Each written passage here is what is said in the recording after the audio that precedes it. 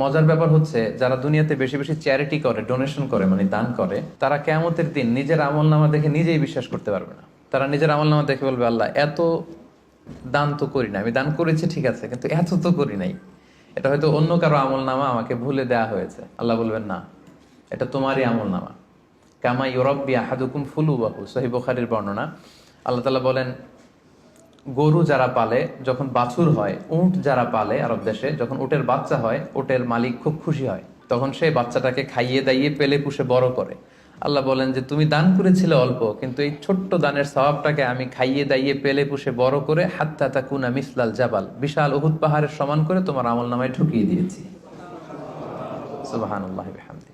তো ওই সময় যে যদি আপনি বিশাল বিশাল পাহাড়ের সমান সওয়াব দেখেন, আপনি কি সারপ্রাইজ হবেন না?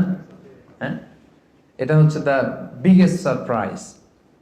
অবাক হয়ে যাবেন আপনি যে দিয়েছিলাম তো 10 রিঙ্গিট, দিয়েছিলাম কত, এখন দেখি যে 10 মিলিয়ন রিঙ্গিট হয়ে গেছে। সুবহানাল্লাহ ওয়া বিহামদিহি। সো এটা হচ্ছে এই অপরচুনিটি গুলো লুফে নেয়ার মাস। আমরা দেওয়ার মাধ্যমে আল্লাহ তাআলার প্রিয় ভাজন হতে পারি। আর দিলে কখনো কমে না, দিলে কখনো কমে না। হাদিসে কুদসিতে আল্লাহ বলেন, আনফিক উনফিক আলাইক, ইবনা আদম আনফিক, তুমি দান করো, উনফিক আলাইক, আমি তোমাকে দেব, তুমি দাও তাহলে আমি তোমারে দেব।